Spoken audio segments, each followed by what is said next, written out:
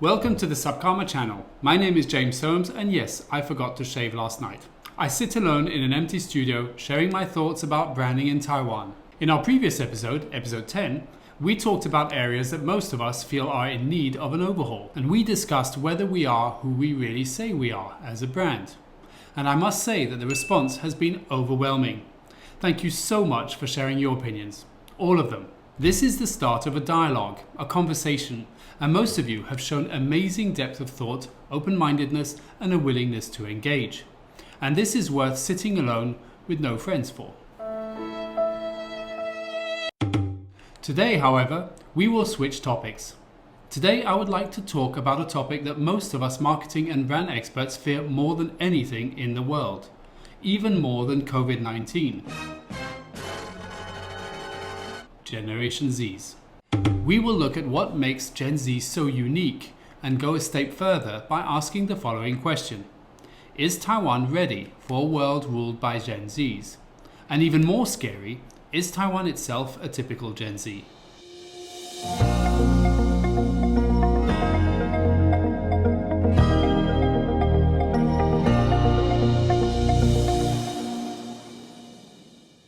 Before we get started on this topic, allow me to define what we call a Gen Z. Typically, a Gen Z is anyone roughly born between 1995 and 2015. Therefore, he or she will be between 5 and 25 years old today. Other generations include Millennials, Gen X, my homies, and Baby Boomers. Now, although many Gen Zs are still in school, they are a big, pretty large segment of the global population. So let's try and understand them the best we can before we give too many of them the right to vote. Let's get started, shall we? There are 4 key attributes that make a Gen Z a bit different to millennials and pretty unique compared to other generations. First, Generation Z have a short attention span. And when I say short, I mean short. In fact, some research has shown that a typical Gen Z, male or female, has an average attention span of 8 seconds. Yes, that's right, 8 seconds. I can hear the goldfish laughing in its fishbowl.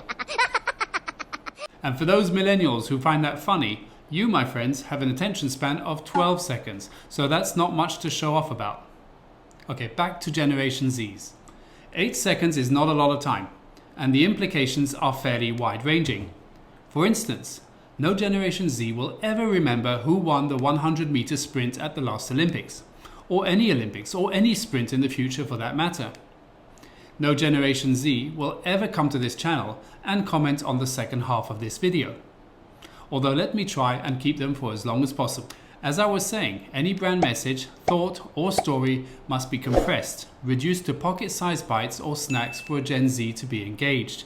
Look at the success of comics and comic strips, for example, memes, or even TikTok videos. Again, brands of the future risk focusing purely on the superficial and easy-to-digest messages at the expense of more in-depth content. Political discourse will be reduced to one-liner crowd pleasers and fortune cookie quotes. And people will be perceived as mere avatars or caricatures of themselves. Now, this may sound a bit extreme, but I would argue that Taiwan very much shares that attribute with Generation Zs. From my experience, I would argue that although we are not talking about 8 seconds or 12 seconds, businesses and brands in Taiwan rarely strategize beyond a year. And I don't see this changing in the future. In fact, it may actually be getting worse as brands globally are more and more seeking short-term sales results over long-term brand building. Ironically, this could be because millennials and Gen Zs want immediate gratification from their brands, who in turn are quick to oblige. Now, to be fair, a market with a fleeting attention span the size of an amnesic goldfish memory is having a positive effect on brands and brand consultants like myself. We are being challenged to offer engaging content. We are being forced to be concise. We are being cornered into having to say what we mean in the most direct way with no fluff or bells and whistles. And I think this is a good thing because it forces marketeers to identify core values and key points from the start. I think that by now we've probably lost most Gen Z viewers. So let's move on to the second point. Gen Zs are inherently self-centered. Now again, to be fair, this trend started with the millennials. Get it? Millennials. Click like and subscribe if you got the joke. And it's not even surprising, given that a smartphone will generally be the first high-value item that a Gen Z has ever owned. They are literally born into social media, where content is tailored to the individual and where self-worth is measured through recognition and validation from others, such as subscribers, views, likes, etc. And this brings us conveniently back to this comparison with Taiwan. Could Taiwan also be a Gen Z insofar as it is constantly seeking affirmation in the international arena? Taiwan does not benefit from the connections that other nations enjoy and therefore craves all the likes and the subs or ratings that it can get. I would personally argue that Taiwan and Taiwanese businesses are more similar to millennials in this respect. Although they still crave attention, they have also lived through the recession and tough years. They have entered the workforce and still have their student debt to pay off. Taiwan, just like millennials, is not so interested in looking good and getting as many likes as possible. Taiwan is now looking to consolidate on its core strengths and is starting to realize who it really is. Now to my third point. Gen Zs, although self-centered, are also eager to be engaged. A recent survey carried out in the US showed that 42% of Gen Z would participate in an online game for a campaign. 44% said that they would be interested in submitting ideas for product designs.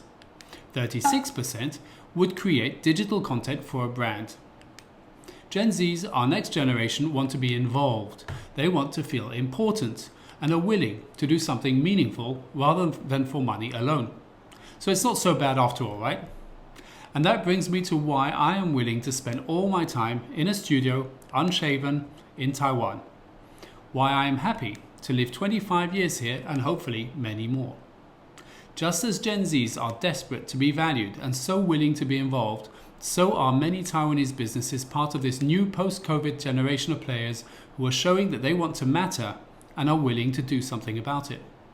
Brands who are willing to value trust, engagement, and partnership. In fact, many Taiwanese SMEs are just like 72% of their Gen Z counterparts, who, when interviewed, said that they would like to take matters in their own hands, with 61% of them willing to do so immediately after graduating.